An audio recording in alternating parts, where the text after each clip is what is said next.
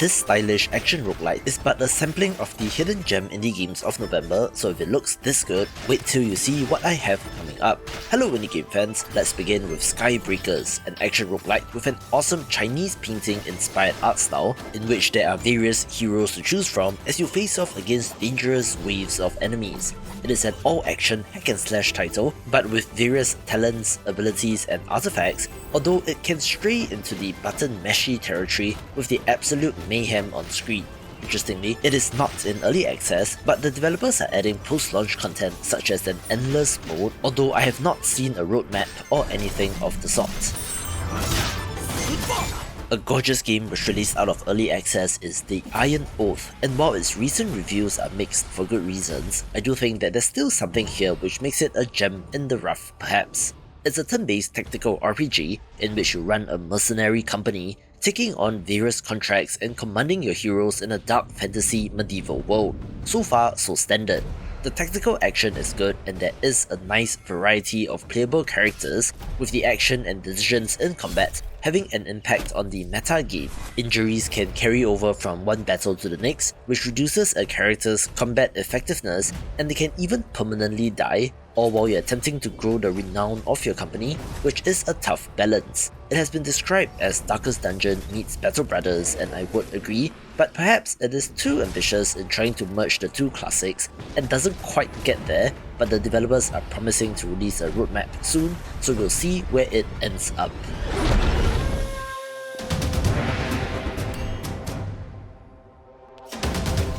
On the more strategy end of roguelites is Racine, an auto-battler title in which you're playing cards in real time to enhance your hero, giving them the power needed to dispatch of your enemies, in which the stat increases persist across battles, which then becomes part of the larger strategy or build for the run.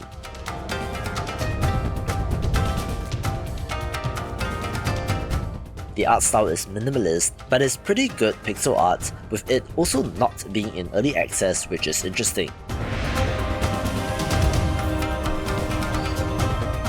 Additionally, it is part of a trend of real-time roguelite deck builders like Run Gore, which I have covered in the past, being something interesting to note as well. Take our hourglass, hero. Collect your bearings and focus your mind. And enter Death's realm once again.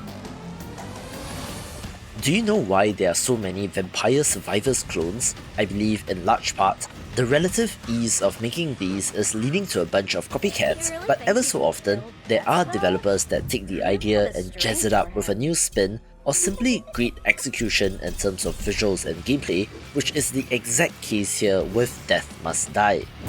What kind of legend would it be without fire and mayhem?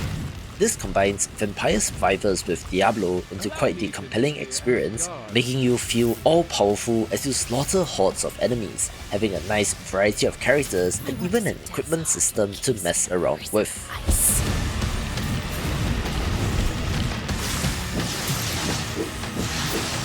Death must die.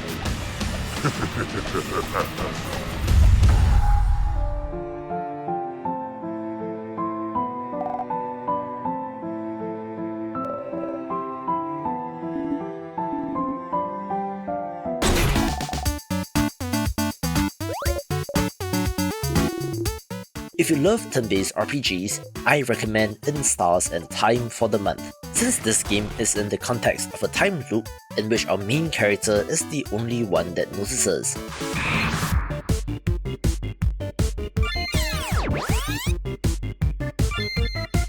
It is not all serious like being slain in combat, but rather some dumb adventure game bullshit like slipping on a banana peel, which honestly is part of the charm.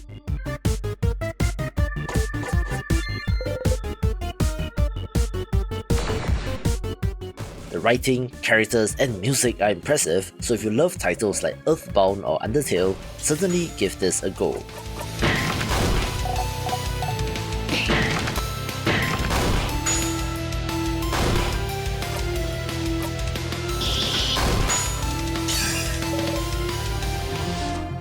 I messed up and left out the Talos Principle 2 in my video on the best games of November in the not so indie section of that video, so I'm making up for it here, in which first party Devolver Digital developer Crow Team has amazed once again, setting the standard for first-person puzzle games, even though they're best known for the not-so-intellectual Serious Sam series, so I'm giving props where it's due. We have to go.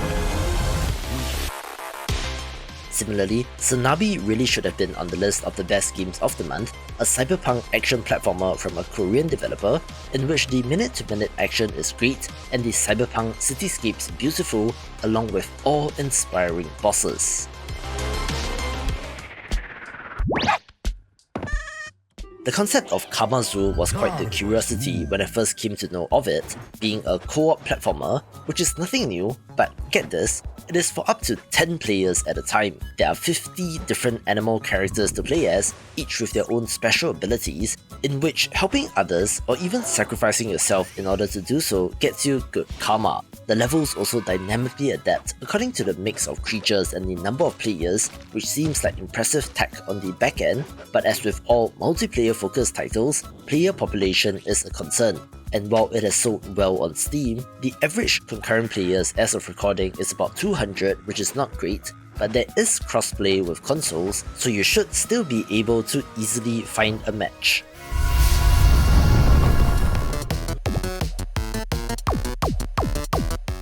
The latest game from the behemoth, creators of Castle Crashers, is Alien Hominid Invasion, one that has, relatively, been much less popular than their other games and is not mainstream in the same way.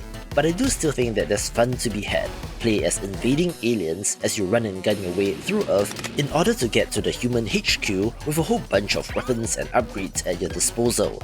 It is absolute chaos, since they are just projectiles flying everywhere and it is easy to get hit, but I say embrace it and let it flow, with this having co-op support for even more madness, and is perhaps the best way to experience this game.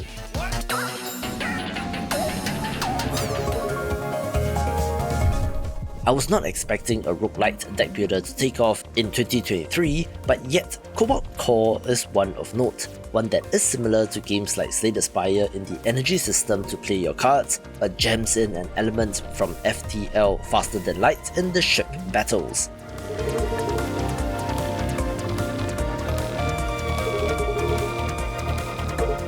Interestingly, movement and positioning matters as you maneuver your ship to target enemy weapons or to get out of the way, and while the Slay the Spire formula is well trodden at this point, this game is one of the better deck builders of the year.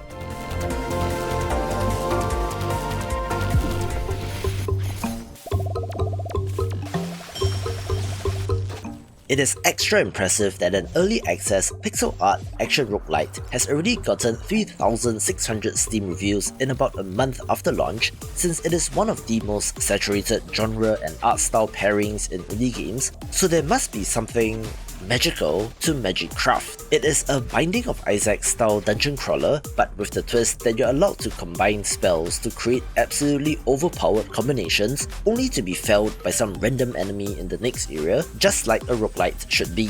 Again, it's another trend that I'm seeing with titles like Spell Disc doing good as well, with this game probably being the title to beat.